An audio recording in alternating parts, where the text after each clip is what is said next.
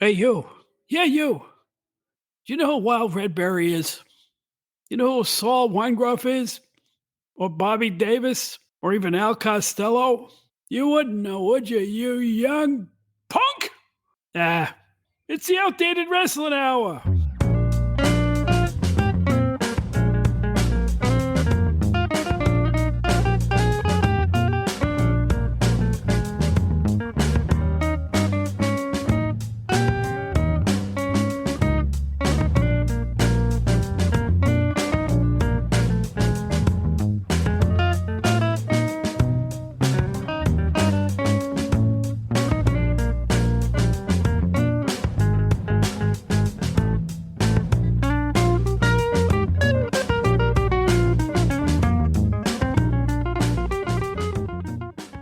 Hi, everybody. My name is Bob Smith. Welcome to the latest edition of the Outdated Wrestling Hour. I used to work for Pro Wrestling Illustrated with Craig Peterson, Bill Apter, and the whole crew there. Stu Sachs, Roy London, Andy Rodriguez, Dave Rosenbaum, Chris Bernucca, Al Bello. The list goes on. Eddie Elner. And on it went. Joey Styles for a while. Lucky guy. I am a lucky guy. Anyway, it's many years later, and now I'm doing the Outdated Wrestling Hour, this funky little podcast, where last week we had a nice interview with Todd Gordon. At least I thought it was nice. And then the wrestling media exploded with headline after headline over some of the quotes that Todd made. Of course, they couldn't get the name of the show right, but hey, SEO, But anyway, his book, Todd is God, comes out July 25th. It's going to be a blockbuster, and it's going to be fun. And I suggest you get a copy of that. Reserve your copy now. I've reserved mine, and I'm cheap, so you really ought to get one too. This episode, we're going to have a little fun. We're going to go back to our normal format of loving traditional professional wrestling and talking about the old days. And I'm going to do that with a very fine gentleman by the name of Joe Puccio, who I've gotten to know through the magic of social media, the magic of Twitter. Get me out of there, please. Can I get out of there? But I met him through Twitter, and we had some nice discussions, and we've been trying to coordinate our schedules to get him on the show all this time. Wait till you hear his resume. He has worked at some of the top places, and he's a real journalist, and I'm really happy to be able to make his acquaintance on this particular show. A little housekeeping before we get started. July 1st, I'm going to be in Philly. Icons of Wrestling Convention, 2300 Arena. Come say hello to me. I'm going to have a vendor table. I don't know where it's going to be located, probably in between the penny whistles and the plush dolls of Brutus Beefcake. I will be selling nothing. I just want to shake some hands, make some friends, see some old buddies of mine. I'll sign some pictures that I have. If you have old magazines, I'll sign them, whatever you like. End up sitting there like the lead actor in the wrestler film, but so what? I am there just to have a good time and drink in the atmosphere. It's my first convention in 30 years, my friends. So I'm looking forward to seeing your smiling faces. Icons of Wrestling, there's going to be a lot of great stars there. Check it out online. Be there. It's affordable and fun. You ought to make your plans now because it looks like things are getting hot and heavy in that regard. And it looks like the roads to Philadelphia will be back in operation, which is a wonderful thing. I'm sorry for all the trouble that Philadelphia had recently.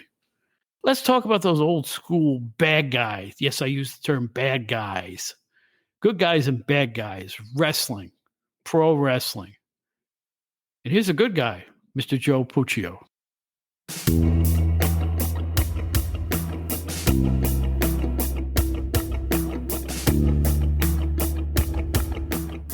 Joe, you didn't hear it, but I just gave you an introduction. And ladies and gentlemen, this is my first guest who is coming to a podcast with an actual podcasting mic. I'm in heaven. I'm in Podcaster 7. Joe Puccio, thank you for being here.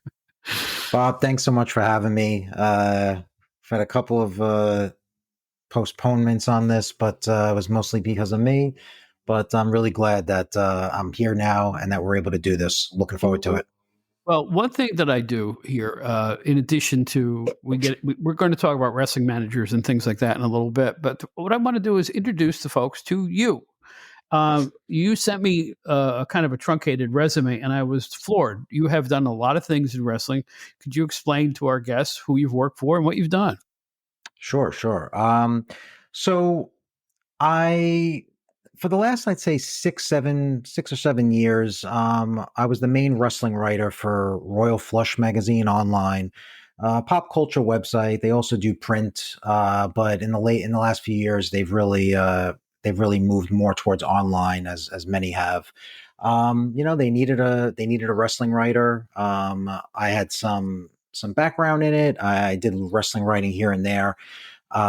So I became their writer, doing interviews, interviewing people like Ted DiBiase, Jacques Rougeau, Tito Santana, Danny Davis, Leap and Lanny Poffo, different names throughout the industry, mostly old timers. Did a lot of interviews, covered a lot of shows, and I took off from there. I also write for a couple of wrestling websites currently, eWrestlingNews, and a couple of others. I grew up major wrestling fan. I was a newsletter subscriber to all the big ones, The Observer, The Torch, the same ones that all of us have. Big magazine reader, obviously Pro Wrestling Illustrated. I was a big Wrestling Eye fan, Wrestling Fury, and those I'm sure ring a bell. So I mean, I lived it, I breathed it when I was younger, and I've just kind of kept at it. It's not my quote unquote real job. My real job is I work for a newswire service similar to the AP. But I'm able to do this in my spare time, and I have a lot of fun at it. And even though I'm in my mid 40s now, and it doesn't feel exactly the same as it did when I was growing up in the 80s, I still enjoy it, especially talking about wrestling the way it was. You're still a kid. I was looking over your history here too. It says years ago you were a weekly reporter for Dave Meltzer's website, handling the WWE version of ECW. That's correct. Of course, that was ECW, like I'm Vin Diesel, but I will say at least you got to watch Tiffany, which isn't half bad. So that's right. It's a good point. Wasn't a total loss.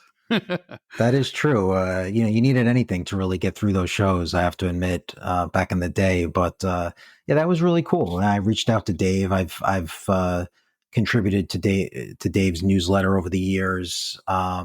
And I reached out to him at the time. He was looking for a weekly reporter. Basically, you'd watch the show and you'd report on it right after the show was over. You'd send in your play-by-play, so to speak, of the show. And that was cool. I did that for a while. Obviously, that wasn't on the air too long. But that worked out really well. And another, I guess, wrestling background you could say is I also had several interviews with WWE, which I don't think I mentioned to you previously, but I'd say about 10 or 15 years ago, I interviewed in Stamford for writing positions, for computer website positions. One of my interviews was with Michael Cole. A few others with the writers at the time. I don't know if you're familiar with Brian Gewirtz. Gewirtz Sure. was the Raw writer at the time. Yeah. Oh yeah. And, he just wrote a great book. Yeah. Yeah, and the guy on SmackDown, I believe his name was Dave Lagana, was the SmackDown writer that I interviewed with. So I did a few. I was supposed to interview with Stephanie McMahon, but she had to run out for a meeting or something, so I missed that opportunity. So the reason you are here, you and I talked about doing something about professional wrestling managers over the years. And as I like to say in the show, there is no best, there is no worst. All right. This is not what these things are about. Point of view on these things is remembering the people that thrilled us when we were cutting our teeth on professional wrestling. When we were kids, teenagers, into our adult years, some performers just have it. They've got that certain X factor that makes them amongst the greats of the greats. And the managers are the same way. Let's get into the managers now. I'll start because I'm a little older than you are. I don't know if you know this. But I started watching wrestling probably around 1969, 1970. In Albany, I was from upstate, and the federation was Pedro Martinez's NWF, featuring Johnny Powers. He was the champion with Ernie Ladd and George Crybaby Cannon and the Mongols and a whole mess of people. But I all my life I've read the articles. I've gotten reams of videotape, and I have to start the list with Bobby Heenan from probably around 1969 through whenever he decided to stop managing. What a talent. What a talker. What a wrestler. Did you ever have the opportunity to see him wrestle? I did not, obviously not from the time I became a fan, but I have seen footage of him. And I wanted to say the guy is an underrated wrestler. Unbelievably underrated. Yes. Nobody thinks of him that way, but the guy definitely could go. He could definitely go. Nobody could fly out of the ring like he did. Mm-hmm. Looked like he was getting killed. That one hand on the top rope and boom, down he went. But I'll tell you, the guy had it all. I mean, he really did. And he was fodder for the magazines because he would juice like ocean spray. And, he was just absolutely willing to say or do anything in that time. Dave Dynasty, who we had on the show a few weeks ago, put some tapes on from the old WWA out of Indianapolis where he really started. And it shows him in 6-man tag team matches and in other matches, had the psychology for the minute he started working. I mean, he was kind of like, it's kind of like Larry Zbyszko as a wrestler, stall. And by the time he would lock up with somebody, the fans wanted to kill him, and great interview, even better color commentator, a television personality. He had it all. It's hard for me not to call him the greatest of all time, but he's definitely on my short list. And I don't know if you feel the same way, but he was, I mean, even in the WWE in the late managing Andre the Giant, getting the heat for WrestleMania 3, good as it gets.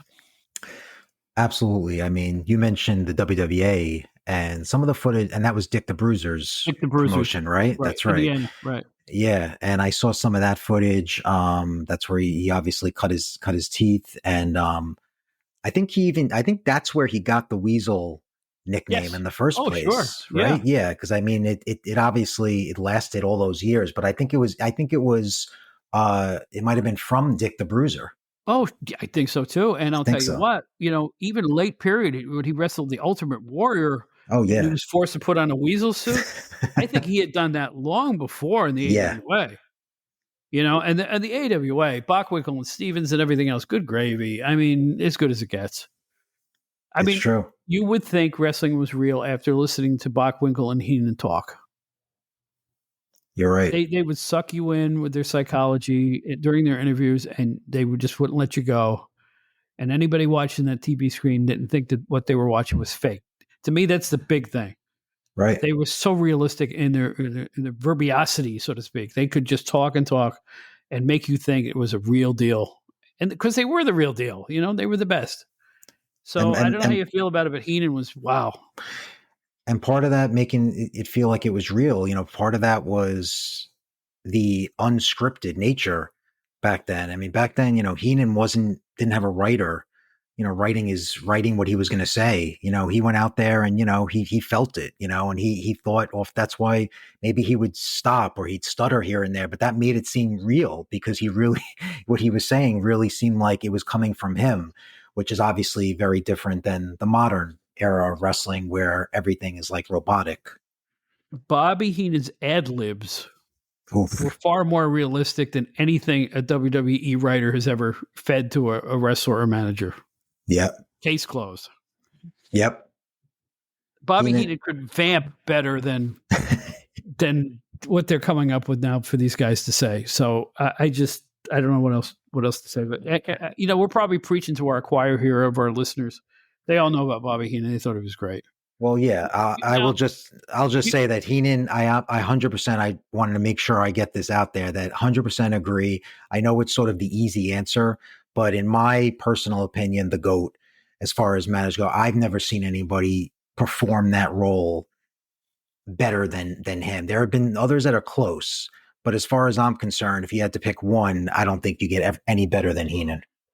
Well, I'm going to put a few on a par with him, or a couple others on a par, I should say. But like I said, I don't like to say best. It's all up to the fan, really, to the observer, to the person who is entertained by these people. And going back to the 60s and 70s, I have to bring up Playboy Gary Hart, the thinking man's heel manager. He sounded like a scientist when he talked. Right? He was not your traditional interview. I'm going to get you. No, he was soft spoken, cunning, sly. He was unlike any other manager that I know of. He was understated. Yet he'd still scare the pants off of you. What do you think of that? I gotta say, I agree with that. Unfortunately, I didn't see too much of Gary Hart in the wrestling that I was watching at the time. It was always sort of in a territory that I wasn't watching while he was around, whatever. But yeah, I mean, I definitely agree with you. And he managed some heavyweights. I mean, he had quite a stable. People that Oh don't yeah. even remember about who he had, but he definitely had a decent amount of guys in his stable, I guess, so to speak, back in the day. Because he was a vagabond. He worked in so many territories. Who didn't he have? From Yeah, Abdullah the Butcher to Terry Funk to Japanese wrestlers like Kabuki, and just on and on the list went. I mean, and the he Great had Muda, right? yes, Muda, exactly. Yeah. Just on and on. I mean, I bet he had 75 proteges during his career. And people forget he was a wrestler too. I don't even know if you knew that. He actually donned the tights early in his career, and I saw some early videotapes, black and white matches, and it was Gary Hart. Hmm. I knew he was a wrestler, but I don't think I've seen any of the footage. Long, lean guy. I don't know how successful he was, but it's when they let him talk, I think, is when he started to shine. And obviously, he went in the right direction because, another fantastic ring psychologist. He Yes. he knew how to sell tickets. He knew how to talk people into the buildings. Yes. Long before either of those guys, I have to give a tip of the hat to Bobby Davis, who was Buddy Rogers' manager, and he also managed people like King Curtis in the '60s too.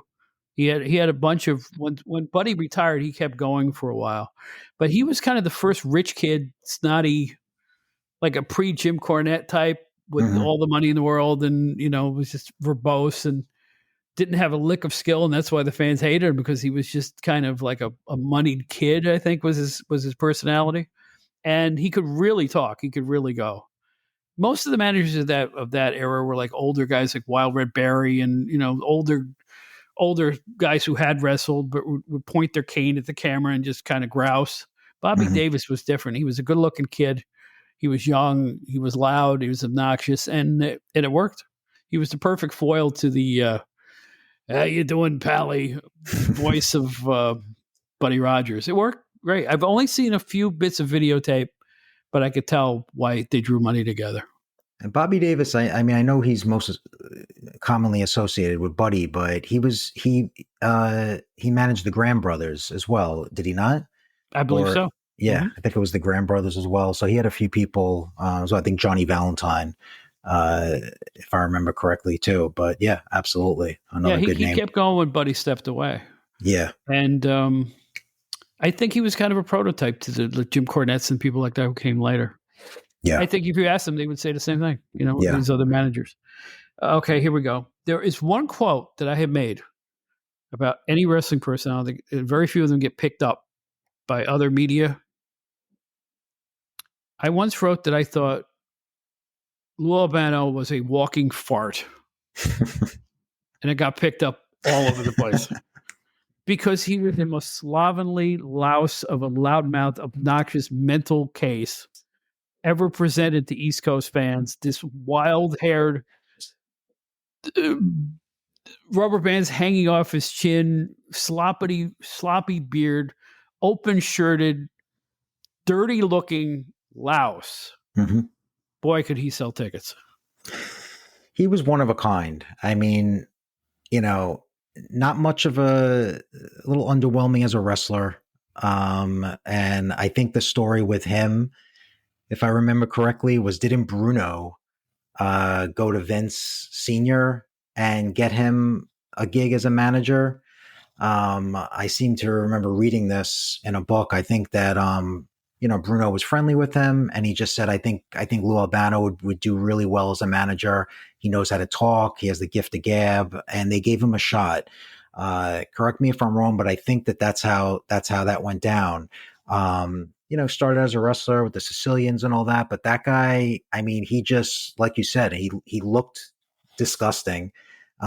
He played that role with ease. It was great. I mean, and he didn't care. He didn't take himself seriously. He went out there. He was the butt of jokes, and he was just so Oh, devious. he was so vile. I mean, he would yell things at ringside I can't repeat here on Yeah, television, on TV. I mean, he was absolutely maniacal. I mean, he was just I can't I can't. You know, he's the type of guy that he would walk out and women would just gag. I mean, he was, but that was the idea. He was, but yet he was this shrewdy who could bring his men to a championship. You know, and he did, especially in the tag team division. He managed Ivan Koloff when he beat Bruno. He managed, I think, 14 or 12 tag team yeah, champions, starting with I think it was the first was Tarzan Tyler and Luke Graham. Second okay, was Cicluna and King Curtis. And then on they went. Samoans, the Moondogs, the Yukon Lumberjacks. I call those the Salt and Pepper Shaker tag team champions. They always had a match set. You notice that? yeah, yeah, yeah. Other territories would have, like, you know, the Briscoe brothers or two guys that wrestled similarly. The WWF always had these Salt and Pepper Shakers, Samoans, Executioners, Moondogs, Japanese guys that look similar. You know, they were always two of the same. Yeah. I didn't appreciate that. I thought, you know, I just, it got a little samey after a while. It was always two of the same thing as the tag team heel champions. But in any event, that was Lou's milieu, and he was really good at it. He was, man. I mean, he's one of the three wise men of the WWE. I guess they used to call them the three wise managers. But I just have good memories of him just growing up. He's one of the first ones, you know, you really remember. And it's funny because when I really first got into the business, and watching the business, you know, he was turning face. And Right. that was so different, you know. And then I remember watching footage of him before that, and man, what a different character. I mean, when he was a heel, when he was with Snuka, and just, I mean, what a difference. I mean, I guess Vince made the right call turning him face because he had a successful career after that, that way. But obviously, it wasn't the same. When he went face, it was just a completely different character. But do you remember the one clip I saw was on Buddy Rogers had a talk show, the Rogers Corner. Rogers Corner, yeah. Rogers Corner, yeah. And I remember, I believe the Albano turn took place on that. I think Albano was with Snuka, and Buddy Rogers called out Lou, and he said, like, you've been stealing money from him or something like that. Yep. And that was when Snuka fired him, and he went with Buddy Rogers after that. Mm-hmm. And that was the beginning of the Snuka Buddy Rogers pairing. But yeah, that was a good memory too. But what a different character from when he was heel to what he became during the Rock and Wrestling Connection. Yeah, well, Lou, and boy, would he gig himself. He is legendary for. There was always a feud that would culminate with one of the baby faces taking him on at Madison Square Garden in Philadelphia and all the other big arenas. And whether it was Pat Patterson, Gorilla Monsoon, I don't know if he ever wrestled Bruno. He wrestled Arnold Skaaland, I remember, at one point, for attacking him or something like that. That's true. Lou had attacked Arnold Skaaland, winning the Manager of the Year award one year, and so they ran Arnold Skaaland versus Lou, and it was always the same thing. Lou would cheat with a foreign object, and then the good guy would take over, and Lou would bleed like an abattoir. He would gig himself so bad. I mean, John Rizzi has a famous photo where his face is just an absolute mask of blood. Yes, I've seen that. And it's like, but he always left the fans frustrated because I believe in most of those matches, he would simply run away. Always leaving wanting more, said Lou. And it was the good guy would beat the crap out of him for about 2 minutes, leave him a bloody mess, but then he'd run away. No pin. Just a count out win. Pat Patterson was another one. Yeah. Pat Patterson took on Lou. I mean, it was like those blow-offs were always the same, but the fans loved to see him get the crap beat out of him. And Lou was, I also have memories of Lou. Remember when he was on many, many times on the old Joe Franklin show in New York? If you remember that talk show? I do, and I thought it was so bad I never watched it. I'm sorry, I wasn't a Oh, fan. really? Yeah, like, I could either take suffering or leave it alone. And Joe Franklin was so monotone, and it was on so late, and I didn't really cotton to it. I watched it at times, like the time he thought Spinal Tap was a real band once. That was a classic. But no, I have to say that most of it escaped me, Joe Franklin, and I was there. I was in New York at that time, and I couldn't. Yeah, no, it's okay. He wasn't for everyone, that's for sure. No, that's for sure. Neither was Lou. Neither was Lou. Oh, remember Lou on Letterman? I do. And he went into his shtick with his shirt open, sitting there just rambling and incoherent, bragging. And even Dave was like, you could see Dave was like, I got to get this guy out of here. He wasn't going over. I mean, he just was so obnoxious that apparently I think he actually did his job quite well, because you know what? Yeah. Everybody hated him. That was the deal back then. Right. You know, so let's hear it for Lou Albano, the walking fart. Also from that area, I'm gonna make short shrift of this because they weren't as popular, but a couple guys that were big in Canada. One was Eddie Creechman, who managed the Sheik, the Palestinian brain they called him. He was another totally obnoxious cigar chomping guy who I never understood. They let him run rampant on the ring apron in Detroit. I never understood that. Do you ever see those footages of the Sheik matches? They would let the managers stand on the ring apron. What gives? The managers would be on the apron while the match was on? While the match was going on, constantly. I never understood it. Well, you know, how can you pass a foreign object if you're down below, I guess? And then a fellow who was really a great promoter and was a wrestling star in his own right for a while, George Crybaby Cannon, who was the first heel manager I ever saw, so he's got a special place in my heart. He managed the Mongols to a couple of championships, and also a late stint of the Al Costello Fabulous Kangaroos. I thought he was a great talker. He went on to do commentary on a lot of different wrestling shows in Canada with Milt Ruskin, Superstars of Wrestling, I think his federation was called. Mm-hmm. And you know what? He deserves a tip of the cap because of all the work he did in promoting wrestling in Canada, and he also helped out with Dick the Bruiser for a while. Good talker, Again, he was real obnoxious and loud, but he also became a face late in his career, and he could just talk very plaintively about everything he knew about wrestling. So I don't know. Did you have any views of him at all? Did you ever see him? I have to say, I'm not that familiar with him. I really haven't seen too much footage of his. Definitely heard of him, but as far as my ability to watch any of his stuff, I don't know if any of that stuff would be on YouTube. You can see him on YouTube on the IWA when Eddie Ironhorde tried to start a national promotion in the mid-'70s. He's on there with the Mongols. He is, okay. And I think he also managed Eric the Red, a character I never understood. A Viking with a bone, I just don't get. I never understood it. He was okay. He was a good wrestler, but good heel. But I never understood a Viking with a bone. That was just beyond me. I don't get it. So they later turned him to Eric the Animal. I think somebody realized something wasn't working there. Yeah, right. So right. All right, let's go to the 80s. Pops into my mind is a guy who actually took a federation under his wing and kind of became the major heel there without being a wrestler, was Jimmy Hart. Yep. He managed everybody in Memphis, including Andy Kaufman. I mean, it was just, what a career. I never thought he would go to the WWE. I thought he was grounded in Memphis. But then he did go to the WWF and had a career just as long and just as successful. Probably one of the longest tenures as a manager in wrestling history. A great talker, made you hate him. Didn't need the megaphone that made the siren noises. He was obnoxious enough just as he was. So I got to give it to Jimmy Hart. He was he's a legendary manager. He is one of the greatest. Cut his teeth in Memphis. I mean, I believe he had the first family. It was called in Memphis. I've seen a lot of footage of that.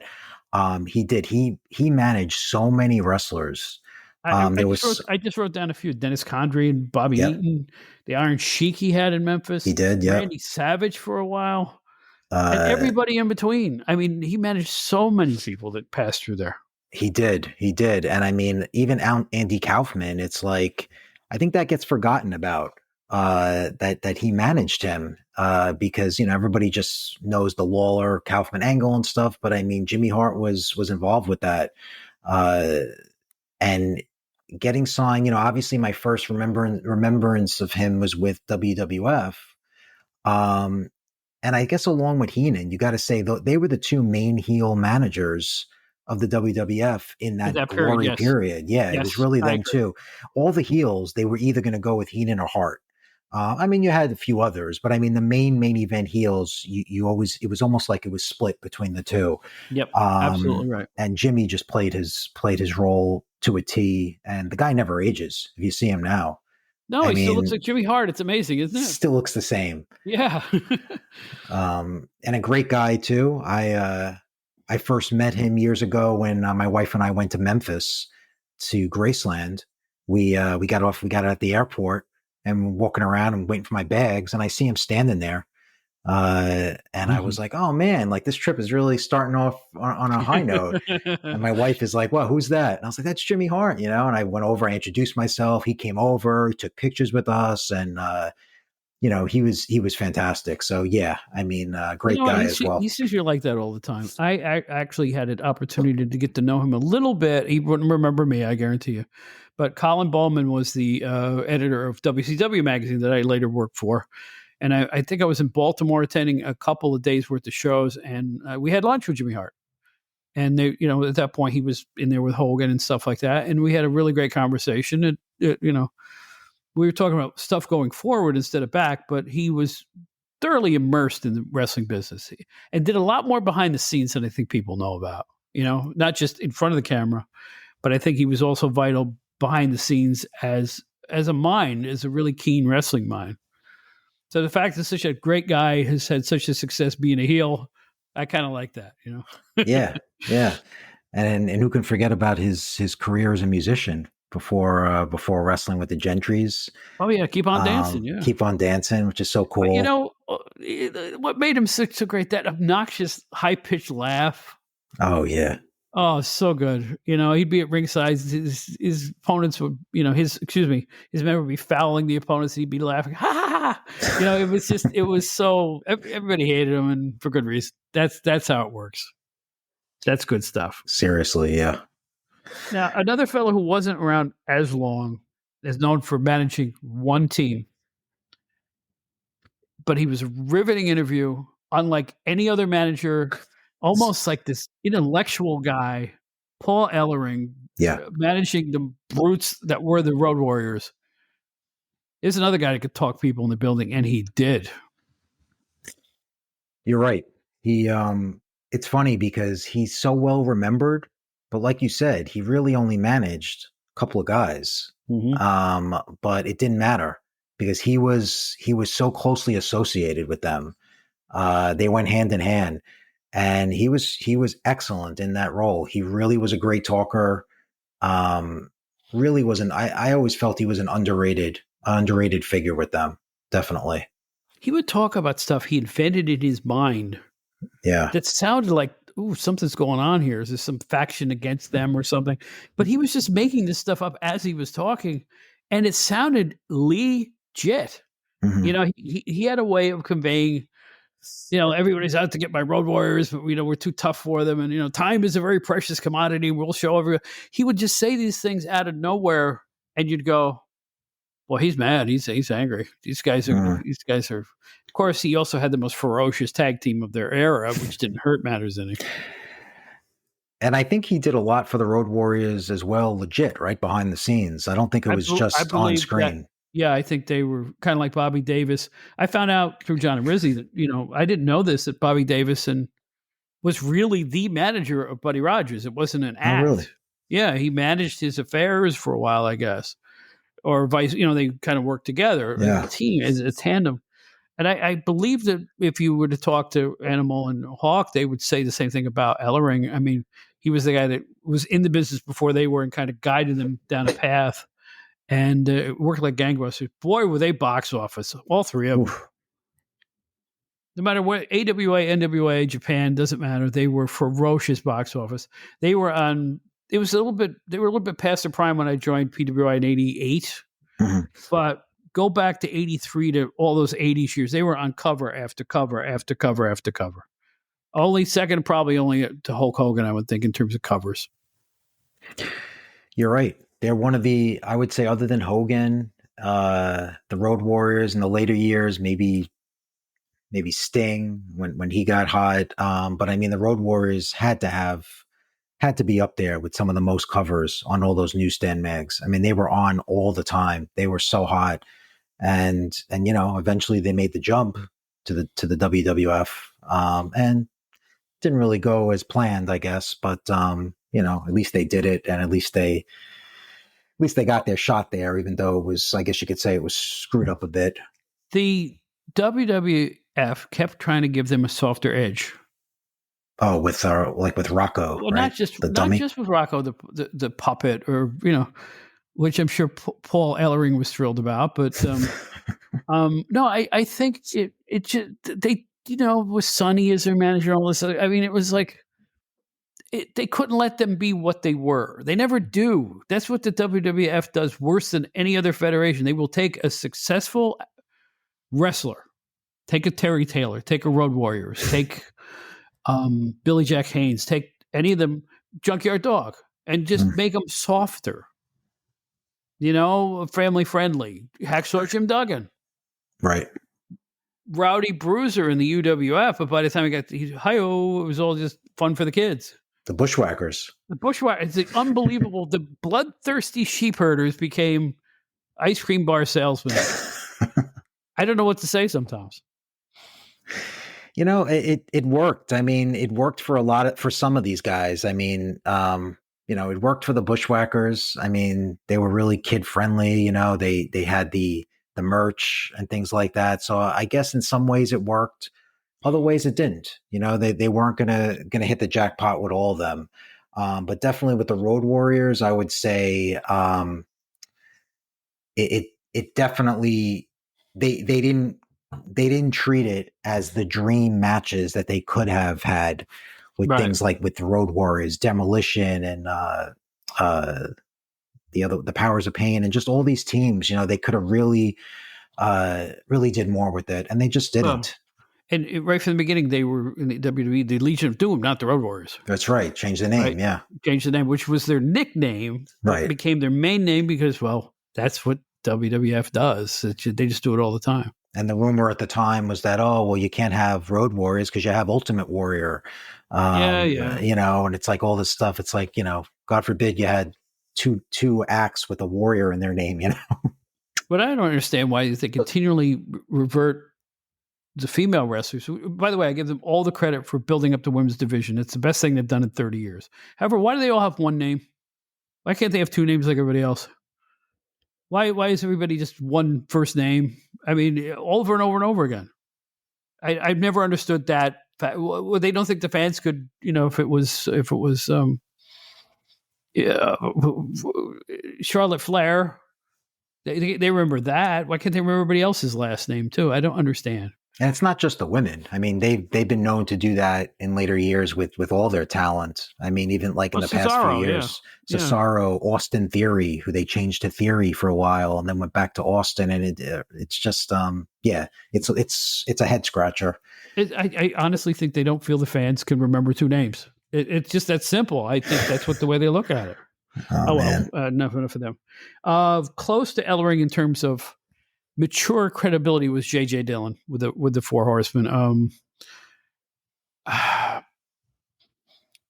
Great talker. He was a wrestler. People don't remember that. The Sheik gave him his first break back in the old Detroit area, and one thing led to another, and he started managing people all around, I guess, the middle of the country, and somebody had the bright idea of putting him in with the Four Horsemen, and he was the money man for the Horsemen. And again, you would listen to him talk on an interview, and it would sound like real stuff. Great talker, great pairing, classic. He was an underrated talker. He doesn't get his due for that, but I think he fit in perfectly with the Horsemen as well, because he was sort of no nonsense, all business, wearing the suit on all his interviews. And I think to be with a group like the Horsemen, I think you had to have that type of personality, that somebody that looked the part, and he really did. I think he went hand in hand with Flair, Arn and Well, yeah. Ole. He really did. Well, But I think he is very underrated in that regard. He doesn't get the credit he deserves. yeah. To me, it reminded me of the money man, the brains behind the brawn, like Yes. the jet flying, high flying, kiss dealing, wheeling dealing son of a gun Yeah. needed somebody to count the coins. And in my mind's eye, watching him, it was Dylan that was counting the coins. Right. He was probably the one negotiating the matches. He would talk about it, negotiating the matches, getting title shots, keeping other people away from his champions. That was Dylan's job. That's what he always conveyed on his interviews. I tell you what, it's one of the guys that made 605 such a great time period, right? Absolutely. And I don't remember him managing, to be honest with you, somebody other than the Horsemen before them. He traveled the territories for a while. Did. Okay. He had a cigar. He managed that Bula, if you can believe it, for a while. Oh, wow. Some other heels, like I think Brower for a while, Bulldog Brower. He had a kind of a different. He had a while to find his voice and find his niche. But whoever stuck them together with Flair and the Horsemen, genius, just worked. They look like a wrestling company. The Horsemen did, not just for rule breakers. They were all too smart, and Dylan was smart.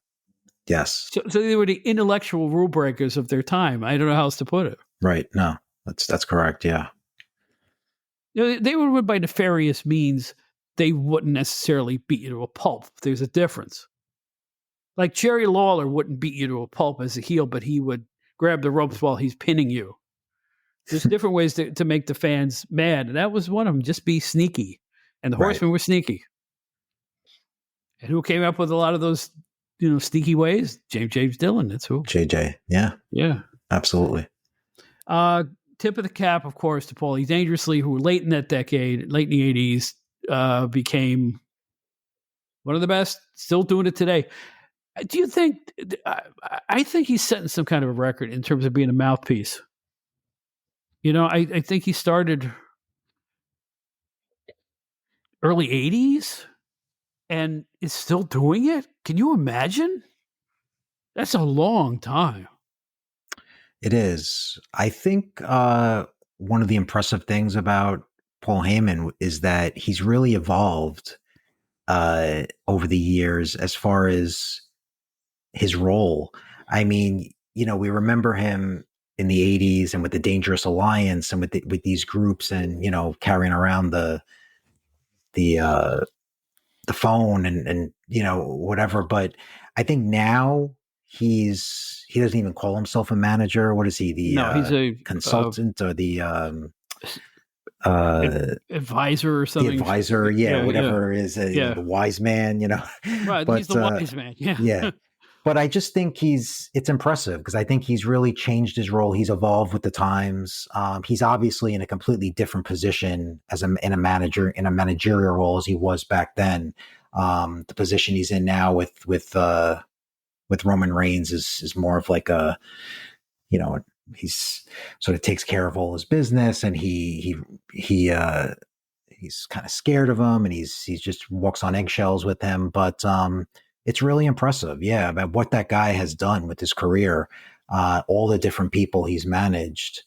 And I mean, God, talk about an impressive stable, the Dangerous Alliance back then. Yeah. I mean, Steve Austin, Rick Rude, Medusa,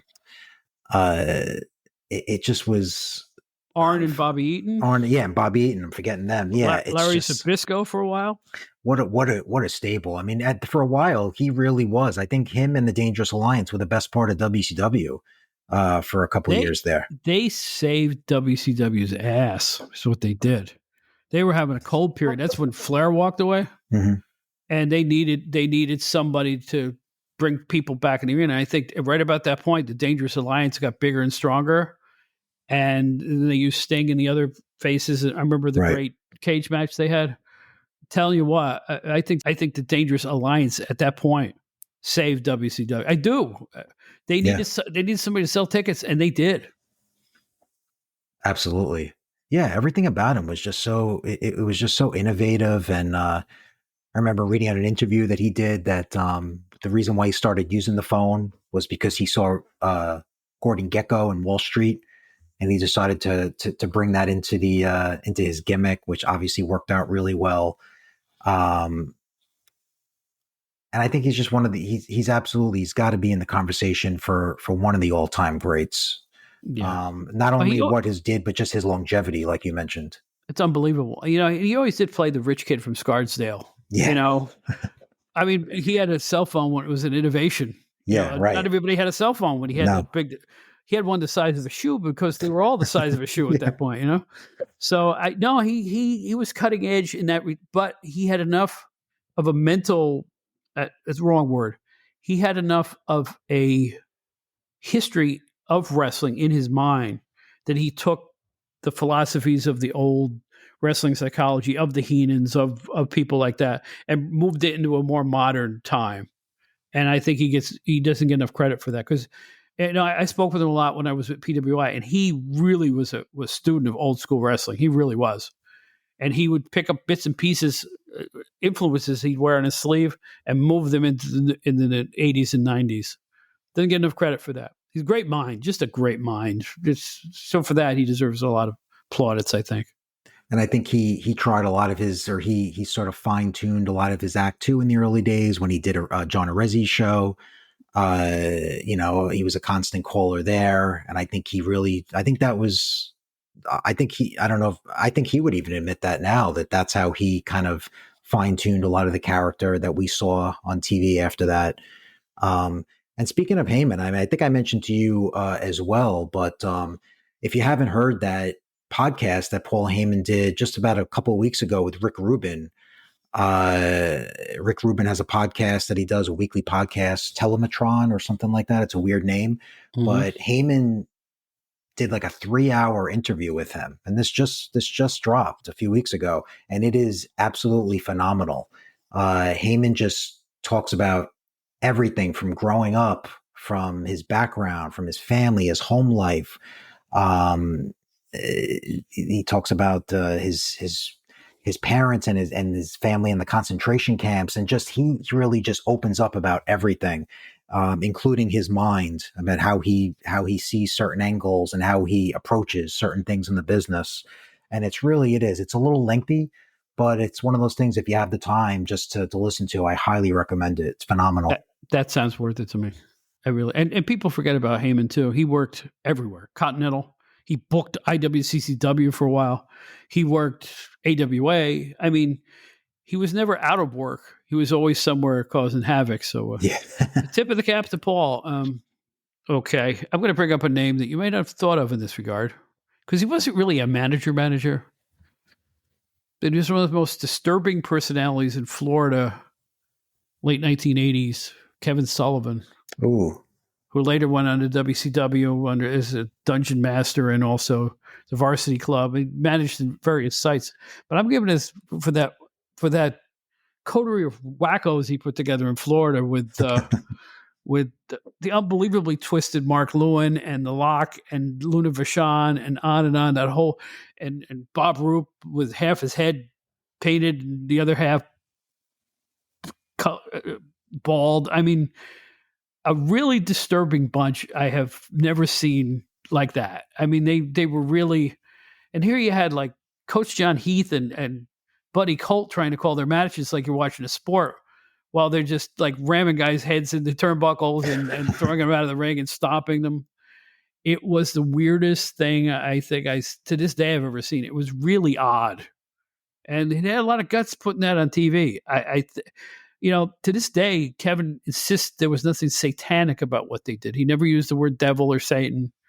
In fact, there's a little heat between him and Apter, because, Apter used the word Satan in one of the articles they wrote about him before I joined the magazines. And Kevin went back and said, I have never said the devil. I've never said Satan. So they kind of danced around it. It was more of a cult than a satanic thing, I think. That's interesting. They acted like cult members. Yeah. The Tree of Woe and all the other stuff that he talked about was all fictional gobbledygook, but it sounded satanic. They look satanic with the face paint and the eye black, and even they made the beautiful fallen angel look twisted and demonic. You know, it was an unbelievable act. I'm shocked that the TV affiliates in Florida allowed it on the air. It was wild. That's interesting because I never knew the story that there about the Heat, that he didn't like the word or satanic used. But now that you mention it, it kind of makes sense. It was sort of more of a cultish type of gimmick. But I mean, it definitely felt, I think to most fans watching it, you definitely felt it was some type of nefarious, satanic type of devil worshiping. But if they never said it, then that was, I guess, the way they got around it. It's funny. I just saw a clip of him and the fallen angel on a woman, on the old, Adam Parsons wrestling show this past weekend.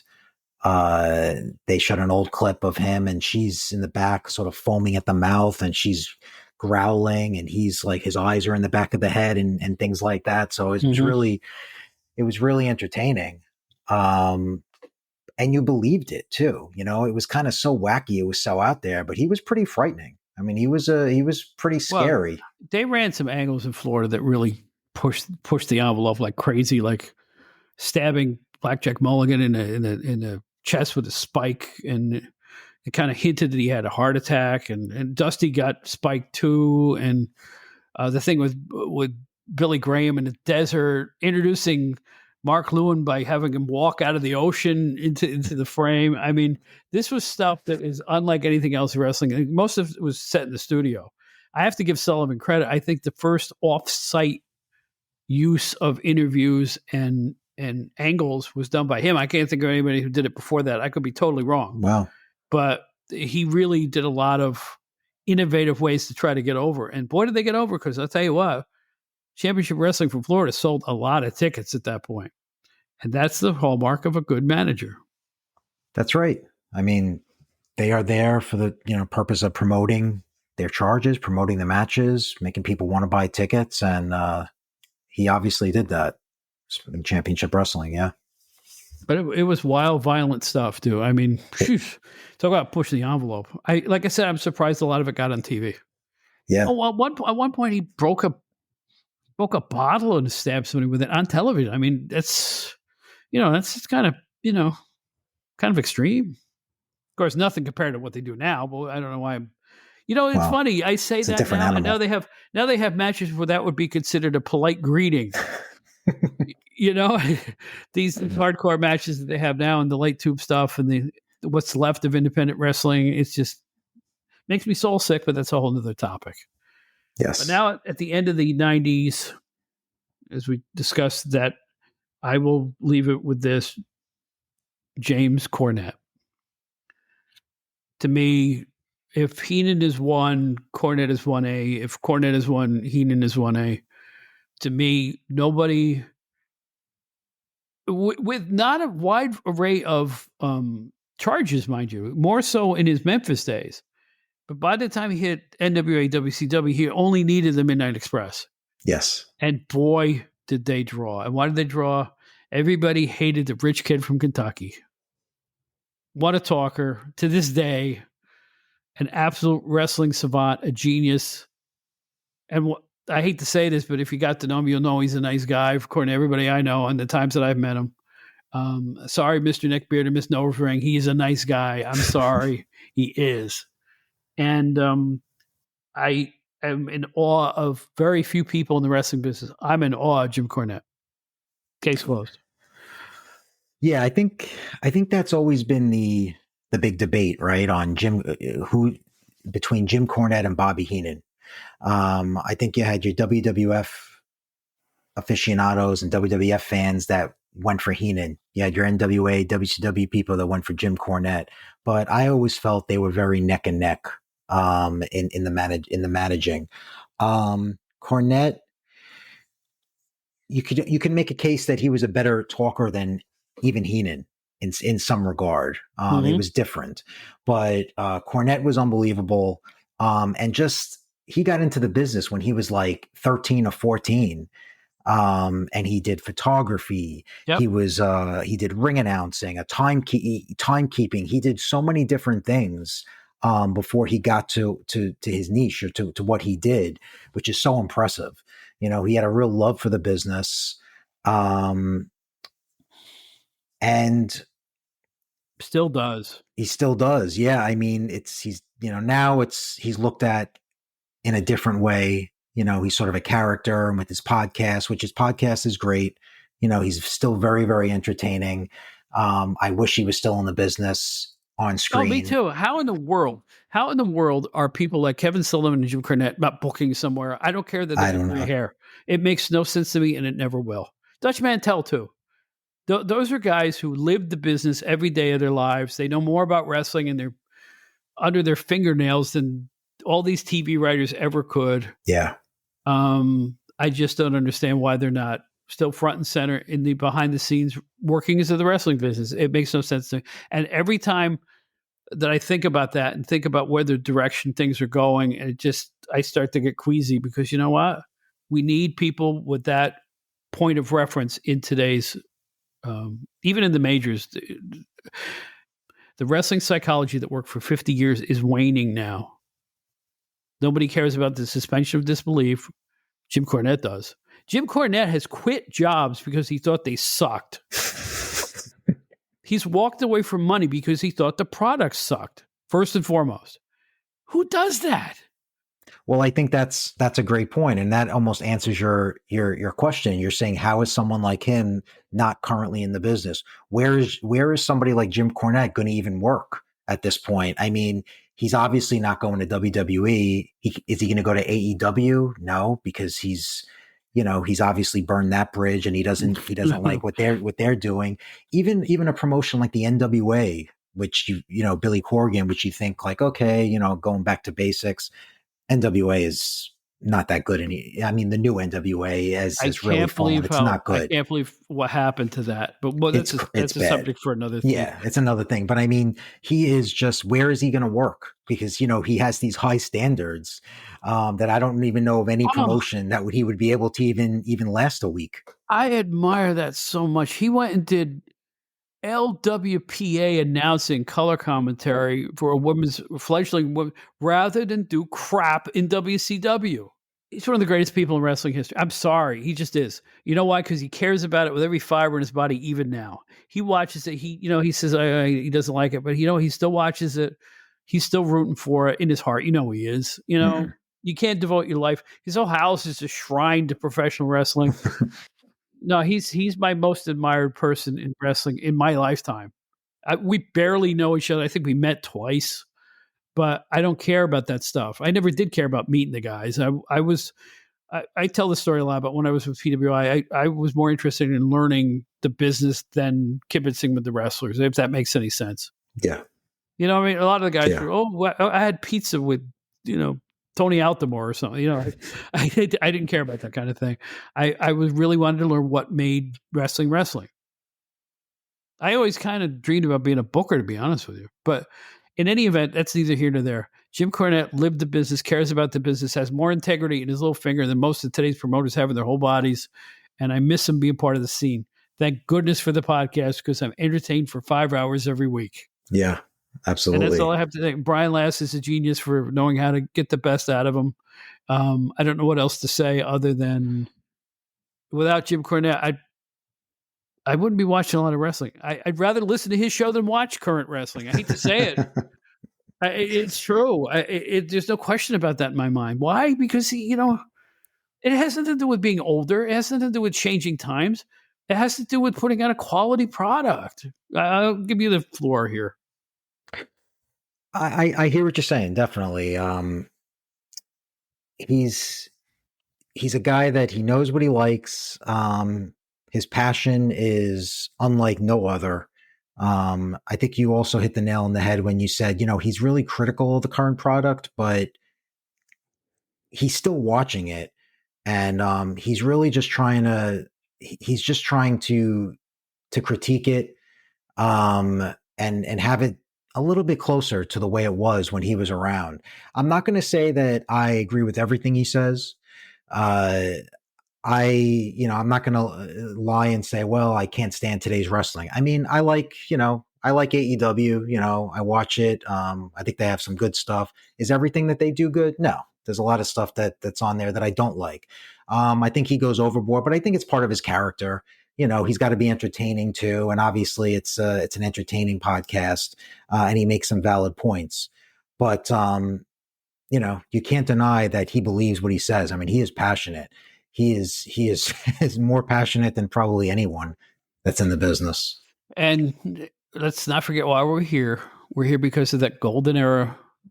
Dennis Condrey and Bobby Eaton and Stan Lane might be the greatest tag team of all time. I don't like to call anybody the greatest or the worst or anything, but they certainly are in the top 5 and drew a ton of money versus the Rock and Roll Express and other and the Fantastics, and they were fun. Yeah. And also, don't forget, I know he's mostly associated with the Midnight Express, but an all really good pairing was him and Big Bubba. Back in the day. The that was the Bodyguard. I mean, I think we all remember that. I guess must have been 1986, the scaffold match, where Cornette jumped off the scaffold, and I think Big Bubba was supposed to catch him, and he sort of missed it. I think fell is the operative word. That's how the story goes, and he really messed his leg up with pain he still feels to this day, to be honest with you. I'm pretty sure from what I remember Cornette telling us in an interview that Bubba was wearing sunglasses, and because the arena was so dark, but Bubba's gimmick was that he had to wear the sunglasses, he just couldn't really see Cornette coming down. So he was like 2 feet away from him, and that's when Cornette, like you said, screwed up his leg, and just so many good angles between him and Bubba and what's her name, Baby Doll at the time, who was a big rival of his. But yeah, I mean, one of the best parts of the NWA at that time, absolutely, was Jim Cornette. Let us not forget the late period feud with Paul E.'s original Midnight Express. And his current version, the heat, the angle with being smashed with the phone, the incredible face interviews the 2 weeks afterwards. Instant face. Yeah. Everybody sided with Cornette. Everybody sided with Jim Cornette, who they hated for 10 years. And yet now they were siding with Jim Cornette. And you know what? Probably the best interviews of his career is when he was talking to Shivani after he got turned on like that. And seek those. If you can find them on YouTube. Incredible interviews by Cornette explaining why this hurt him so badly.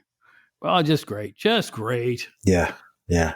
All right. So we have our 1 and 1A, and it doesn't matter who's the best because we love them. We love them all. I have some missed opportunities listening, and we're going to wrap this up pretty quick, but I think if Tammy Lynn Sitch had remained a manager her whole career, she would have had a better career.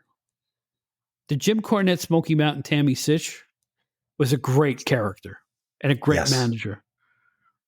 You know, the highfalutin East Coast rich girl. Prissy, mean-spirited, I get what I want. Right. If she got to WWE and it was all sex, if they had stuck with her in this guise, not the body donnas and all that other silly stuff, I think she would have had a much longer, much better career. That's just my 2 cents. You're probably right. Really good. She was really good in Smoky Mountain. A natural presence. She could talk. Sure, she was pretty, but you know what? You know, the whole Rothschild thing was just worked beautifully for her. So I give her props for that. And also, there's a guy in the East Coast here named Boston, a couple guys. Tony Rumble, the Boston bad boy with his thick Boston accent. Yeah. Left us far too young. Good manager, managed Tony Atlas and IWCCW. I think if somebody had given him a shot and toned him down a little bit, he might have been on a national stage.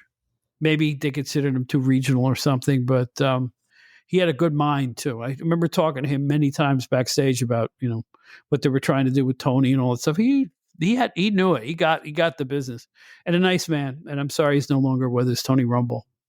There's a guy in his 70s named Beautiful Bruce Swayze, who was a worker, a little undersized. So he started to manage people like Ernie Ladd and the Love Brothers and the early Samoans, believe it or not. A great talker. I don't know why he never broke loose. And also, Luscious Johnny Valiant was a very funny, very funny, original style, almost like a stand-up comic, which he later became. That's right. Yeah. And I was thoroughly entertained by him. I remember laughing out loud at WrestleMania 3 when he ended an interview with Keskase, which made no sense because he was with Canadians. Right. So Right. he was a really funny guy, and I thought he wasn't pushed hard enough. He had a couple tag team champions, I think. I think he had I think he had Valentine and Beefcake. Valentine and Beefcake, yeah. Yeah. Right. But again, it was hard to break through that whole Jimmy Hart, Bobby Heenan deal at that point. That's true. Now, That's true. we left a lot of names. I left a lot of names out because to me, they just weren't as effective as managers. And some of them I know we're going to hear about. So I'll mention them right here. Fred Blassie, who I thought was way more effective as a wrestler than he ever was as a manager. Just my 2 cents. I liked him as a manager, but I actually think he was too old school in that, guys. The Ayatollah Blassie I thought was weak. I'm sorry. I was just stretching it. I'm not saying I wasn't a fan. I'm just saying I didn't think it was as effective as other managers were. I was a big fan of Blassie as a manager, and but I see what you're saying. I liked that he was or he seemed like an older guy at the time. I liked the dynamic between him and like Volkov or the Iron Sheik, guys like that. I just remember being disappointed as a kid when he was being phased out of the WWF, I guess because of health issues, or I guess he just didn't want to be on the road at that time. And then they eventually, I think they transitioned his wrestlers to Slick. To Slick, right.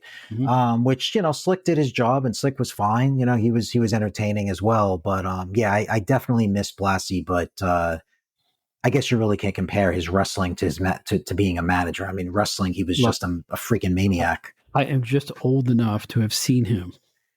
Oh, wow. That's awesome. And when his last WWF run in late 72, early 73, let me tell you, nightmares. The scariest, most ferocious heel I have ever seen. I saw the Sheik later. I saw all the other monsters, Bruiser Brody, all the monsters, heels. Nobody compared to Blassie. You know why? He wasn't even big. He wasn't especially powerful. Right. And he had no knees left by the time I saw him. And he was gray all over. But I'll tell you something right now. He acted like he was out of his mind. Mm-hmm. Like the minute the bell rang, he would start slamming his opponents with forearms and biting them. And it was just, he was a ferocious heel and believable. Just, just the biggest monster. I don't know what else to say other than I thought he was so effective in that role that when they toned him down, I was disappointed. Yeah. You see, because I had that point of reference going in. Right. So toning him down to me was a waste because imagine him being just as vicious as a manager, but that's just another. And then also on the list of people we didn't talk about was Grand Wizard / Abdullah Farouk, who some people really have fond memories of. Sheik Adan LKC in the NWA. Percy Pringle, Paul Bearer, is another one that would get a lot of votes from people. You mentioned Slick. There was a manager who traveled around named Sir Dudley Clements in the 70s and 80s who made his mark. Don't forget Eddie Gilbert with his Memphis Hot Stuff Incorporated. Mm-hmm. He was a manager too. In addition, remember he had Sting as a protege for a while. Yes. So there's a lot and on the list goes. Folks, if we left your favorites out, write to us at outdatedwrestling@gmail and vent. We will definitely read your comments on the show because I know this is the type of thing that it's like I said, these things are like Rolling Stone's top 50 guitarist lists. Somebody's going to get upset. You left out Mr. Fuji too, and Mr. Fuji gets so he gets so criticized. I think he won like the worst manager of the year award in the Wrestling Observer, like 6 or 7 years straight. Yeah, but you want to know something? Fuji, I always got a kick out of Fuji. I thought he did such a good job on those Fuji Vice, Fuji Vice things with Don Morocco. Was he one of the elite managers? No, probably not. But I think he was underrated. I thought he did his little sneaky, nefarious type heel role really, really well. I'll say this about Fuji. He was hard to understand. So he got away with the most violent interviews during the kids era. Yeah. Oh, Hogan-san, we're gonna stab. The mango flesh drips the blood down your face. And he was the only one doing that at that point. And if you really listened hard to what he was saying, half of his interviews were like him garroting people and stuff like that. So it was, seriously, I'm not making this up. I know. If you look back at those tapes and catch a couple of Fuji's interviews, they let him get away with anything because nobody could understand him. Yeah. Which I found uproarious, to be honest with you. I found it very funny. That's funny. And I'm not saying these guys were bad. I'm just saying my list, and this was essentially my list, was about the ones that I found to be most effective and sold the most tickets. That were the most, not necessarily the most popular. They could be hated and still draw people into the arenas. That was the difference back then. Yes. You could hate somebody and want to see them get beat. Now people count the number of spots in the matches. The whole vibe is different. It's true. I mean, there was an art to this role. There was an art to being a manager back then. That's obviously not around today. It wasn't easy. I think a lot of people have the a notion that anybody could do it. You can go out there and just talk trash, and promote your guy. It's not easy because you can see how many that weren't successful at it. Just being a great wrestler doesn't mean you were ever going to be a good manager. I mean, look at superstar Billy Graham. I mean, they didn't know what to do with him at the end when he came back to the WWF. They put him with like Don Morocco for a year. I mean, does anybody remember that? Mm-hmm. Not that there's anything wrong with him. I mean, Graham was one of the all-time greats, but as a manager, no, you don't want to see him. Even Buddy Rogers, going way back, he became a manager for a while. Does anyone really remember that too fondly? Probably not. But a good manager, or a good bad guy manager, I should say. And I'm still going to use the term bad guy. I don't care. I'm old. A good bad guy manager could manage a lump of clay and make you hate him. Yeah. Because he managed a lot of guys that couldn't talk at all. He managed Baron Michael Cicluna, and he had a raspy voice. He would manage a King Curtis who would howl and stuff like that. He'd manage Moondogs and Yukon Lumberjacks you couldn't understand, and down the list it went. They needed him. A talented wrestler needs a good mouthpiece. Yeah. Bobby Eaton, Jim Cornette. Not that Bobby Eaton was one of the 5 or 10 greatest wrestlers who ever lived, but he was not a great talker. Everybody would admit that. So when you had Cornette to do the talking for him, it made up for everything. That's why the managers were so important. I wish there were more today. I wish there were more straight managers today. And no, folks, Don Callis ain't cutting it. We need the type of guy who will make you mad. And they're few and far between anymore. Mainly because everybody talks like an old school heel manager now. It's like everybody's a heel manager. LA Knight, who the fans love, is a heel manager. That's what he talks like. Yeah. Yeah.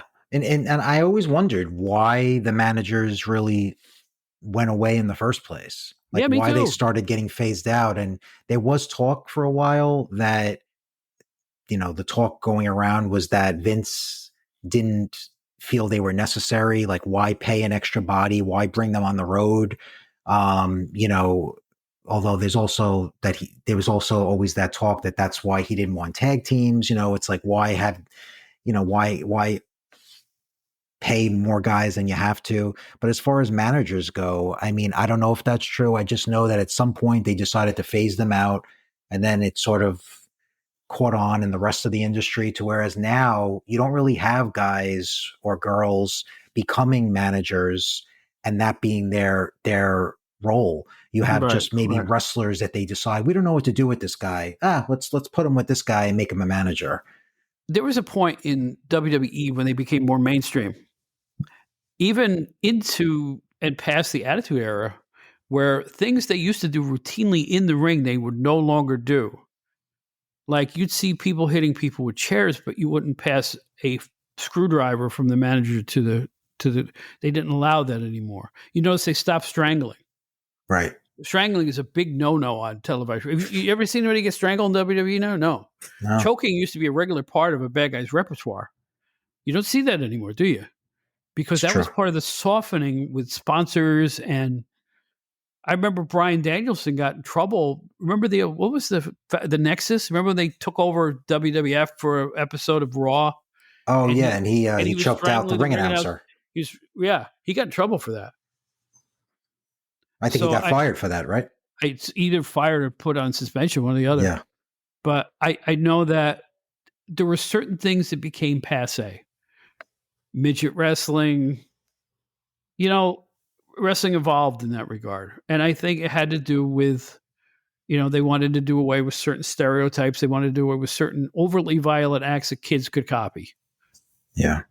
And strangling is obviously, if you had still people choking each other in every match now, I'm sure they do it in AEW, but I don't watch AEW much. I watched the Saturday night show. I liked it.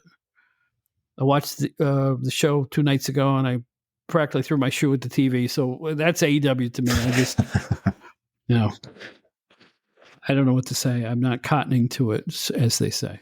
Yeah. But you know who I cotton to? You, Joe Puccio. It's been a long time trying to get you here.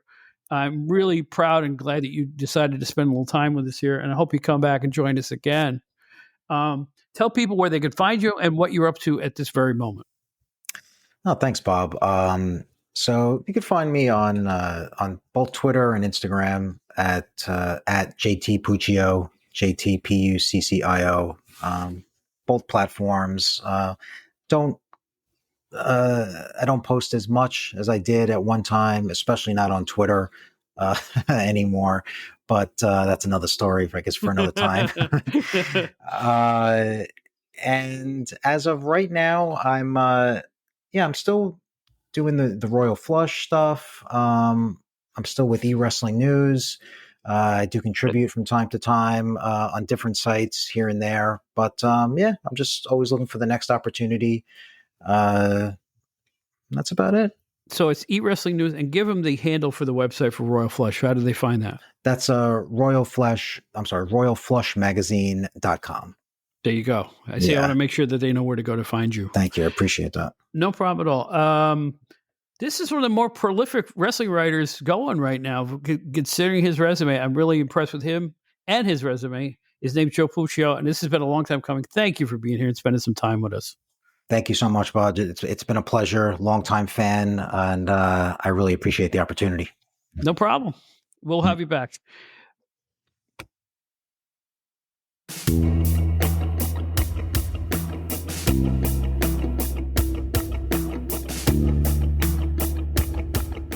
So there was Joe Puccio and our rather lengthy show about wrestling managers. But you know what? There were so many great ones. Realize the number of people we never mentioned on the show. Probably some of them are your favorites too. If you do have favorites, let us know who you think they were. Just write to us.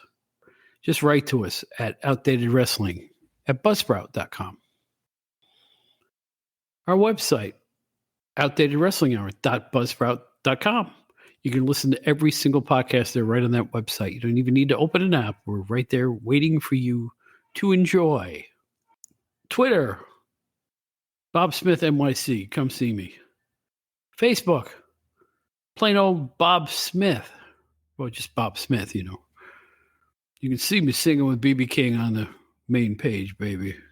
You know what I'm saying? Proud moment for me. Also, I want to thank once again Brian Teo for his grooving guitar song called Hold On a Sec. Hope you enjoy it. We enjoy playing it for you every week here.